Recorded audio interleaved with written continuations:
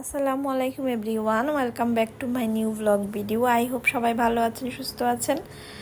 আমরাও আলহামদুলিল্লাহ ভালো আছি। আজকে হচ্ছে সকালবেলায় একদম সেজে গুজে রেডি হয়ে গিয়েছি। আজকে হচ্ছে ফ্রেন্ডের বাসায় দাওয়াত ছিল, সকালবেলায় মানে সকালে নাস্তার দাওয়াত ছিল।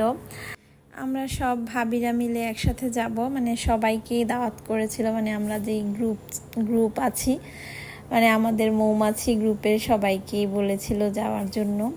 আর এমনিতেও হচ্ছে ভাবিকে দেখতে যাব, আর যাওয়া হচ্ছিল না। ভাবি অনেক দিন ধরে হচ্ছে স্কুলে আসছে না, এই জন্য হচ্ছে আজকে উনি হচ্ছে সবাইকে দাওয়াত করে দিয়েছিল যে সকালের নাস্তার দাওয়াত, ওদের বাসায় যে হচ্ছে সবাই মিলে আমরা আজকে নাস্তা করব।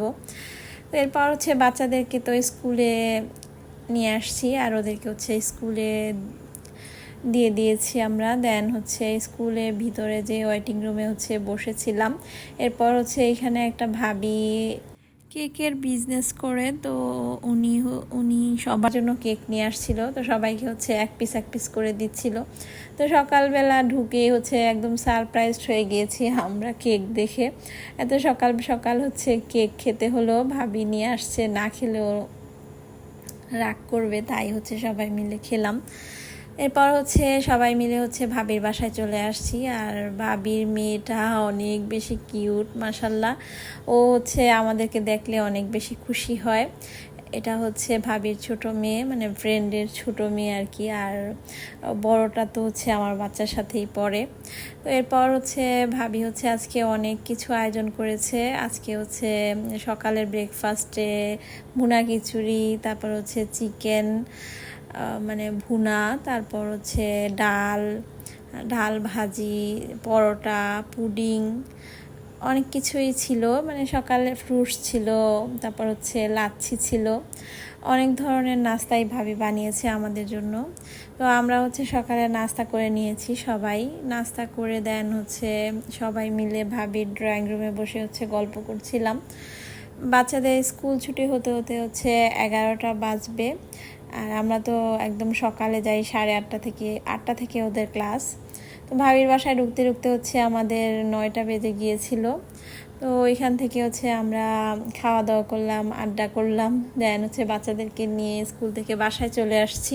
আজকে তো আমাদের পুরাটা সকালই অনেক আনন্দে কেটেছে, যেহেতু ফ্রেন্ডের বাসায় আমরা অনেক গল্প করেছি, অনেক খাওয়া দাওয়া করেছি, অনেক মজা করেছি। আর মানে ভাবির রান্নাগুলো এত টেস্ট হয়েছে, খুবই মজা হয়েছে।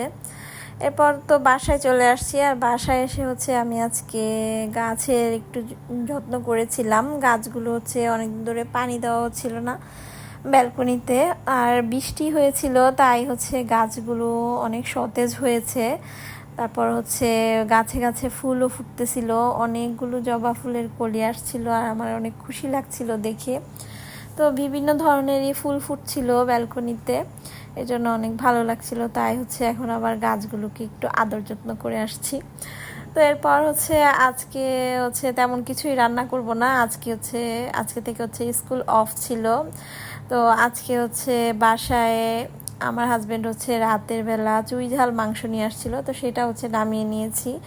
এটা হচ্ছে এখন দুপুরবেলা হচ্ছে গরম করব, তারপর হচ্ছে ডাল রান্না করব, দেন হচ্ছে ভাজি, এরপর হচ্ছে ডিম, এগুলো রান্না করেছিলাম।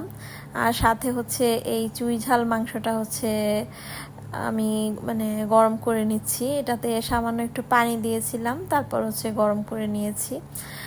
আর এই চুইঝাল মাংসটা সবাই অনেক পছন্দ করে। চুইঝাল মাংসটা কিন্তু রান্না করা একদমই ইজি, বাট আজকে হচ্ছে রাতের বেলা নিয়ে আসছিল, তাই হচ্ছে ভাবলাম এটা আমরা আজকে দুপুরে খেয়ে ফেলবো, মানে গরম করে। এরপর হচ্ছে আমি সামান্য একটু পানি দিয়ে চুইঝাল মাংসটাকে একটু সুন্দর করে গরম করে নিয়েছি।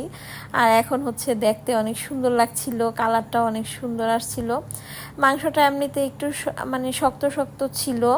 এটা হচ্ছে আমার হাজব্যান্ডকে যখন জিজ্ঞেস করেছি মাংসটা তুমি কোত্থেকে নিয়ে আসছো, বলতেছিল যে এটা নাকি নেপাল থেকে নিয়ে আসছিল। সে নাকি রাতের বেলা গিয়েছিল ওইখানে, মানে বিচে গিয়েছিল, তো ওইখান থেকে হচ্ছে এই চুইঝাল মাংসটা নিয়ে আসছিল।